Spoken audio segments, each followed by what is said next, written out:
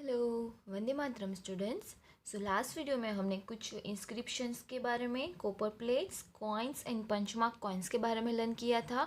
और आज का हमारा टॉपिक है students studying history, archaeologist, historians and travellers. अभी ये सारी चीज़ें आपके लिए नई तो नहीं होगी, बिकॉज हमने लास्ट जो चैप्टर लर्न किए सोर्सेस ऑफ हिस्ट्री उसमें देखा ही था। तो अभी हमें सिर्फ रिवीजन करना है, क्योंकि ये आपकी न्यू बुक है और इसमें कुछ कॉन्सेप्ट नए हैं, इसीलिए हम ये फिर से लर्न कर रहे हैं। ओके, तो ये जो कॉन्सेप्ट है ये आपके लिए है कि स्टूडेंट्स हमारी हिस्ट्री को कैसे समझ सकते हैं। तो आर्कोलॉजिस्ट की मदद से, कुछ हिस्टोरियंस एंड ट्रैवलर्स की मदद से, किसकी मदद से? आर्कोलॉजिस्ट, हिस्टोरियंस एंड ट्रैवलर्स, उनकी मदद से हम हमारी हिस्ट्री को जान सकते हैं। लेकिन कैसे जान सकते हैं उसके बारे में हमें अभी लर्न करना है। Okay, History means information given by archaeologists about past of human society on the basis of research. They go to ancient place and dig out the house, coins, bricks, stones, implements, sample of foods, bones of man and animal, etc. and study them and make us aware about culture of man of that time. Archaeologist जो होते हैं, इसमें हमें बोला गया है कि वो क्या करते हैं कि वो हमारे पास्ट को जानते हैं, उसको जानने की कोशिश करते हैं। उसके बाद वो क्या करते हैं कि जो जगह ऐसी होती है वो रिसर्च करते हैं पहले, फिर कुछ ऐसी जगह होती है जहाँ से हमें हमारी पास्ट की कुछ इन्फॉर्मेशन मिल सके, तो इसको डिग आउट यानी कि उसका खोदकाम करते हैं वो ज़मीन को। उसके अंदर से हमें मिलता है कुछ पुराने houses, coins, bricks, stone, implements, sample of food, bones and man and animals. ये सब चीज़ें हमें उन लोगों को वहाँ से मिलती है, वो उनकी स्टडी करते हैं और उसके बाद हमें हिस्ट्री प्रोवाइड करते हैं कि भाई इस समय में ऐसा ऐसा हुआ था। Okay, man has been wandering from one place to another since ancient times. अभी जो इंसान है वो भटकता ही रहा है प्राचीन समय से, एक जगह से दूसरी जगह पे। क्यों? क्योंकि खाने के लिए, रहने के लिए। Okay, many travellers has visited other countries to note life of people there. From the traveler detail of such travelers we get information about the history and culture of a country. It includes travelers like Megasins, Pliny, Fahien and Hiuen सांग।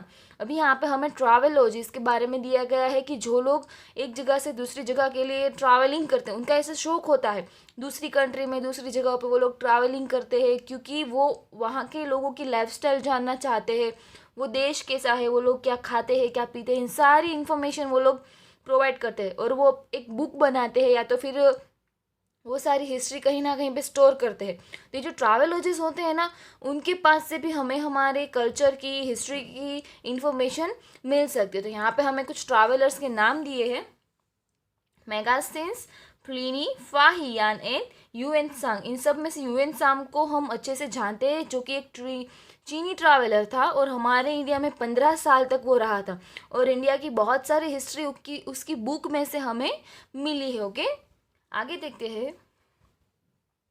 The researches of archaeologists and historians give us glimpse of great civilization which flourished in the northwest region on the banks of river Indus. In India, many cities existed more than 4,500 years ago. In the same way, it can also be known that many cities developed in the banks of river Ganga in nearby area about 2,500 years ago. यानी कि जो archaeologist होते हैं वो हमें civilisation यानी कि लोगों का विकास कैसे हुआ उनके बारे में हिस्ट्री प्रोवाइड करते हैं। कि उनका मानना है कि हमारी जो संस्कृति है उनका विकास नदियों के किनारे हुआ था। जो इंडस यानी कि सिंधु नदी जो है, जो नॉर्थ इंडिया में, नॉर्थ वेस्ट में आई है, तो वो सिंधु नदी के किनारे, इंडस नदी के किनारे बहुत सारे लोग रहते थे। और सबसे पहले 4,500 ईयर अगो, इतने हज़ारों साल पुराने लोग मतलब वहाँ पे रहते थे। और वो नदियों के किनारे क्यों रहते होंगे? क्योंकि वहाँ पे उनको खाना पीना और अदर फैसिलिटीज़ प्रोवाइड हो सके। और हमारी जितनी भी संस्कृति है ना, वो नदियों के किनारे ही डेवलप हुई है। और ये सब भी कहा जाता है कि नदियों के किनारे ही 4,500 ईयर्स अगो इंडस नदी के किनारे लोग रहते थे। इन 2,500 ईयर्स अगो गंगा नदी के किनारे और उसके आजू बाजू के एरिया में रहते थे। और बहुत सारी सिटी सबसे पहले नदियों के किनारे ही डेवलप हुई थी। All these tools give us information about customs, food, attire, technology and culture of people of that time. By exploring many cities and villages, they have given us information regarding cotton, barley, wheat. Besides this, they have also given us information about animals of that time. अभी ये जो औजार है या तो फिर जो हमें कुछ भी चीज़ें रिसर्च से आर्कोलॉजिस्ट को मिलती है ना, उससे हमें किसके बारे में इंफॉर्मेशन प्रोवाइड होती है? कुछ पुराने ज़माने के कस्टम्स होते हैं, फूड, अटायर, अटायर यानी कि उनका पोशाक, उनके कपड़े पहनने की रीत, उसके बाद टेक्नोलॉजी, कल्चर ऑफ पीपल, उस पुराने समय की, प्राचीन समय की ये सारी चीज़ों के बारे में हमें इंफॉर्मेशन प्रोवाइड होती है। और जो सिटीज़ एंड विलेजेस जो एक्सप्लोर होते हैं, जिसको हम फाइंड आउट करते हैं, वो हमें कौन सी इन्फॉर्मेशन प्रोवाइड करता है? कॉटन की, बैली, वीट, यानी कि जो प्राचीन समय के लोग थे ना, उन्होंने फार्मिंग करना शुरू किया था। कॉटन, बैली, वीट, इन सब की वो नदियों के किनारे फार्मिंग करते थे। ओके, और कुछ एनिमल्स के बारे में भी वो लोग हमें इंफॉर्मेशन प्रोवाइड करते हैं, जैसे कि डॉग, वो पैट एनिमल होता है। डॉग वो लोग अपने साथ रखते थे, क्योंकि जो रात का समय होता है तब जंगली जानवरों से, कोई चोर लुटेरों से उनकी रक्षा कर सके। Okay, archaeologists are the scholars who study about past. They categorize the tools found, do researches, collect data from manuscripts, document, archives, and then scribe them in a rigorous way. Archaeologists and historians bring past to life. अभी यहाँ पे सबसे ज़्यादा महत्व किसको दिया गया है? आर्कोलॉजिस्ट, यानी जो पुरातत्ववेदी होते हैं ना, उनको, क्योंकि वो क्या करते हैं? वो हमारे पास्ट की स्टडी करते हैं, ना कि उनको जानते हैं, लेकिन स्टडी भी करते हैं. पहले तो वो खोजते हैं, उसके बाद उसका पूरा उसको एनालाइज करते हैं, उसके बाद उसमें से जो हमें सोर्सेस मिले हुए होते हैं, मैन्यूस्क्रिप्ट, डॉक्यूमेंट्स, आर्काइव्स, उन सबको वो अच्छे से एनालाइज करते हैं, उसके बारे में हिस्ट्री फाइंड आउट करते हैं. और इसकी मदद से आर्कोलॉजिस्ट एंड हिस्टोरियंस जो होते हैं ना, वो हमारे पास्ट लाइफ हमें यहाँ पे प्रोवाइड करते हैं. ओके, अभी है नेम ऑफ द लैंड. हमारे भारत का नाम कैसे पड़ा, उसके बारे में हमें लर्न करना है. We know our country by two names, India and Bharat.